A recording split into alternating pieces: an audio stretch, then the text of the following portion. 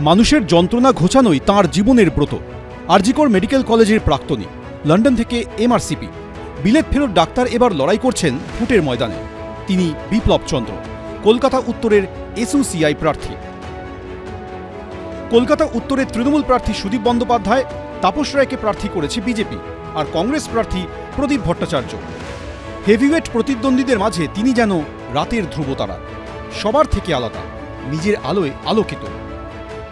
আমি মনে করি যে শুধু একজন ডাক্তারি করেই কিন্তু আজকে সমাজে যে বিরাট ব্যাধি, আমাদের দেশে 21 কোটি মানুষ প্রতিদিন খেতে পায় না, সেখানে আমি যতই সারাদিন ডাক্তারি করি না কেন, আমি কিন্তু এই বিরাট দেশের, পোড়া দেশের যে মানুষের যে এত কষ্ট, এত দারিদ্র্য, মানুষের চিকিৎসা নিয়ে এত ছিনিমিনি খেলা, সে বিজেপি সরকার বলুন, রাজ্যের তৃণমূল সরকার বলুন, এর যদি প্রতিকার করতে হয় তাহলে আমার মনে হয় যে এসইউসিআই কমিউনিস্ট দলের পাশে থেকে, এই দলের একজন সক্রিয় কর্মী হিসাবে থেকে যদি স্বাস্থ্যের দাবিতে, শিক্ষার দাবিতে যদি লড়াই আন্দোলন করে যেতে পারি, তবেই সেটা মনে হয় আমার জীবনের সবচেয়ে বড় কাজ হবে।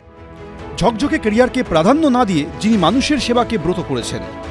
সল্টলেকের কলকাতা হার্ট ক্লিনিকের ইন্টারনাল মেডিসিনের চিকিৎসক এখন ঘুরছেন উত্তর কলকাতার গলিঘুঁজিতে। উত্তর কলকাতা লোকসভা কেন্দ্রে একমাত্র বামপন্থী প্রার্থী ডাক্তার বিপ্লব চন্দ্রকে টর্চলাইট চিহ্নে ভোট দিয়ে জয়ী করুন। এদিন পদ্মপুকুরের একটি বাজারে ঘুরে ঘুরে প্রচার করলেন এসইউসিআই প্রার্থী। ভারতবর্ষে আজকে যে এক চরম দুর্দশাপূর্ণ পরিস্থিতি সৃষ্টি হয়েছে, তৃণমূল কংগ্রেসের যে রাজ্যের সরকার আর ওদিকে বিজেপি যে কেন্দ্র সরকার, এই দুই সরকার যে মানুষ মারার নীতি নিয়েছে, তাকে যদি প্রতিরোধ করতে হয়। রাজনীতির ময়দানে অন্য দলের প্রার্থীরা যখন একে অপরকে আক্রমণ কটাক্ষ করছেন, তখন দলের আদর্শ আর দুচোখে দুর্নীতিমুক্ত সমাজের স্বপ্ন নিয়ে রাস্তায় রাস্তায় ঘুরছেন বিপ্লব। তৃণমূল বা বিজেপি বা কংগ্রেস, এরা কেউই কিন্তু জনগণের দাবি নিয়ে, জনগণের সুবিধার্থে লড়াই করবে, এটা গত ৭৭ বছরে এটা প্রমাণিত হয়েছে। তারা কেউ কিছু করবে না। এদের আখের গোছানো দলীয় রাজনীতি, নিজেদের পকেট ভরানো দুর্নীতি আর মানুষের মধ্যে বিভাজন সৃষ্টি করবে।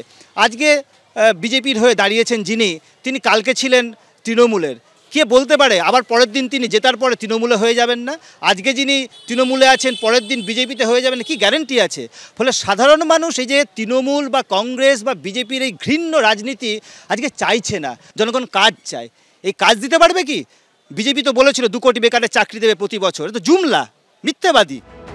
এই বিপ্লব ভোটের ময়দানে কোনো বিপ্লব আনতে পারবেন কিনা তা বোঝা যাবে 4 জুন লোকসভা নির্বাচনের ফল বেরোনোর পর।